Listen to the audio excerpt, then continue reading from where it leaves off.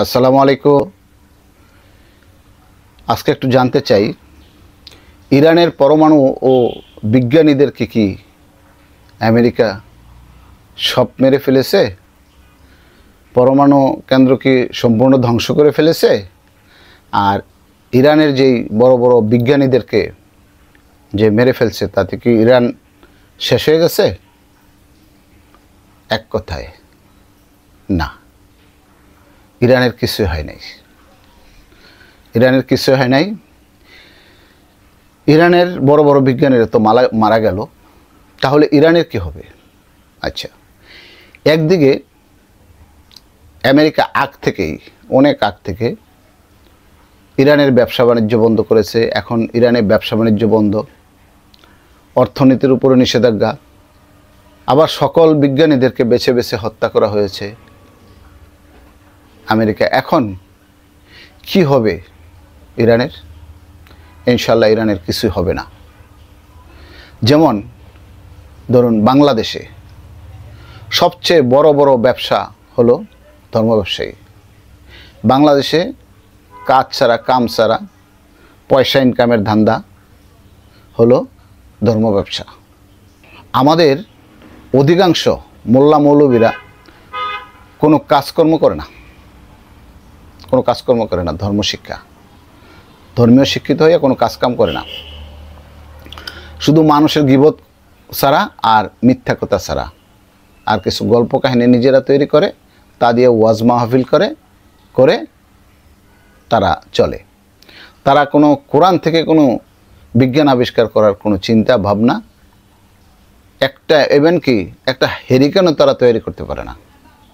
তাদের ব্যবসা হলো তারা ওয়াজ মাহফিল করব, পয়সা উঠাইব, চাঁদা উঠাইব, আর মানুষের গীবত বলবে সে ভালো না, সে ভালো, সে খারাপ। আর তাদের সবচেয়ে বড় ওয়াজ হইল কি নিয়ে? ঘরের মহিলাদেরকে নিয়ে, সুদ ঘুষ ব্যবসা নিয়ে, নামাজ নিয়ে, এই হলো তাদের ব্যবসা। আচ্ছা, বাংলাদেশে যেমন আনাচে কানাচে আমাদের হাফেজ পাওয়া যায়, গ্রামে গঞ্জে আনাচে কানাচে প্রচুর হাফেজ পাওয়া যায়। ধর্মীয় শিক্ষায় প্রচুর ছেলেবেলে আছে হাফেজ। কোরআনকে তারা মুখস্থ জানে, আমরা জানি না, তারা কোরআনকে মুখস্থ জানে। বহু হাফেজ আছে, এবং কি 3, 4, 5 বছর, 6 বছর, 8 বছর, 10 বছরের মধ্যে তারা পুরোপুরি হাফেজ হয়ে যায়, না দেখে কোরআন পড়তে পারে। আলহামদুলিল্লাহ, বহু আছে আমাদের দেশে। এখন কথা হলো, সেই কথা আমাদের দেশে যেমন অলিতে গলিতে গ্রামে গঞ্জে হাফেজের অভাব নাই, ঠিক তেমনি ইরানে, তুরস্কে, পাকিস্তানে বিজ্ঞানীর অভাব নেই। ইরানের বিজ্ঞানীরা জানতো যে তারা মারা যাবে, আমেরিকা, ইসরায়েল তাদেরকে বাঁচতে দিবে না তাদেরকে। এই জন্যেই তারা কি করছে, ইরানের 8ম শ্রেণী থেকে, ওদের তো কোরআন শিক্ষা, ধর্মীয় শিক্ষা বাধ্যতামূলক, 8ম শ্রেণী থেকে পাড়া মহল্লা গ্রামে গঞ্জে লাখ লাখ বিজ্ঞানী তৈরি করে দিয়ে গেছে। এদিকে আমরা মনে করছি আমেরিকা ইরানে B-2 বিমান থেকে GBU-57 বোমা ফেলে সব নষ্ট করে ফেলেছে। আসলে ইরানে কিছু হয় নাই, ইনশাল্লাহ ইরান অক্ষত অবস্থায় আছে। আসলে ইরান উত্তেজিত কইরা, আমেরিকাকে উত্তেজিত কইরা নিজেরাই ডাইকা আনছে আমেরিকার সম্পূর্ণ সবচেয়ে বড় শক্তিশালী আঘাত ইরানে করার জন্য। এবং যেই সব অস্ত্র ইরান এখনো জানে না, মাথায় আসে নাই, সেই সব অস্ত্র আমেরিকার সর্বশেষ অস্ত্র ব্যবহার করবে ইরানের উপরে। ইরান এই জন্যেই তাদেরকে উত্তেজিত করছে এবং আক্রমণ করার জন্য সুযোগ করে দিছে। ইরান নিজেই করছে এটা। কেন করল? ইরান চেয়েছে যে আমেরিকা আমার দেশে আসুক, সে আক্রমণ করুক, তার সবচেয়ে সর্বশক্তি দিয়ে এবং অত্যাধুনিক প্রযুক্তি দিয়া, আমেরিকার হাতে যে অত্যাধুনিক প্রযুক্তি আছে তা দিয়া। এই B2 বিমান GBU 57 বিমান বিশ্বের কোথাও আর আমেরিকা ফেলায় নেই, ইরানেই ফেলাইলো। আর ইরানও এটার মজা ইনশাল্লাহ পেয়ে গেছিল।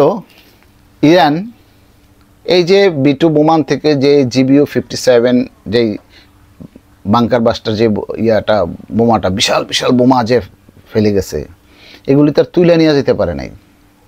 এগুলি কি করছে? এইগুলি ইরান এখান থেকে ওই বোমা থেকেই ইনশাল্লাহ GBU 57 এর চেয়েও আরও শক্তিশালী বোমা ইরান আবিষ্কার করবে। ওগুলির থেকে মডিফাই করে, ওগুলিকে মডিফাই করবে, মডিফাই করে আমেরিকা চিনবে না আর যে খিরে এই শক্তিশালী বোমা আমিও তো বানাইতে পারি না, এটা তো আমার ফর্মুলা ছিল, তার চেয়ে আরও অত্যাধুনিক মডিফাই করে ইরান তৈরি করবে। এই জন্যই আমেরিকাকে ইরান উত্তেজিত করে তার দেশে আনা। এটা হলো মূল কথা। এখন ইরানের একমাত্র দরকার, কোনো বিজ্ঞানী দরকার নাই, কোনো কিছুরই দরকার নাই, ইরানের একমাত্র অর্থনীতি খুবই খারাপ অবস্থা। এমনিই তো বহু বছর ধরে অর্থনীতি নিষেধাজ্ঞা ছিল, কোনো ব্যবসা বাণিজ্য ছিল না, আরব কোনো দেশ ইরানের সাথে কোনো ব্যবসা বাণিজ্য করে নাই, খুব কোনটাস অবস্থায়। তার ভিতর থেকে নিজস্ব প্রযুক্তি দিয়ে কিন্তু ইরান লড়ছে। ইরান কিন্তু বলেছে যে এখনও তার মাত্র C ক্লাস 3য় শ্রেণীর অস্ত্রগুলি ব্যবহার করছে, 2য় শ্রেণী এবং 1ম শ্রেণী কিন্তু এখনও ব্যবহার করে নাই, তারপরে স্পেশাল যে অস্ত্রগুলি আছে ব্যবহার করে নাই। এখন দরকার অর্থ। যেমন এখন প্রচুর অর্থ সংকটে পড়ে গেছে ইরান, এখন অর্থ কে দিবে? অর্থ দেওয়ার তো কেউ নাই। আর আমেরিকা ইসরায়েলকে তো সাথে সাথে ইউরোপিয়ান ইউনিয়ন, আমেরিকা মানে পশ্চিমারা সব তাকে আবার ঠিক করে ফেলবে, সে তো কুন্ডা, তাকে ঠিক করে ফেলবে। ইরানকে কে দিবে?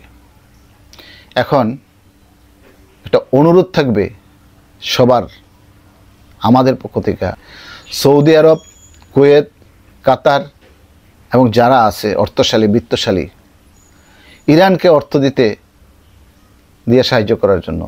তাহলে মুসলিমদেরকে পশ্চিমারা আর দাবায় রাখতে পারবে না। ইসরায়েলও ভয় পেত।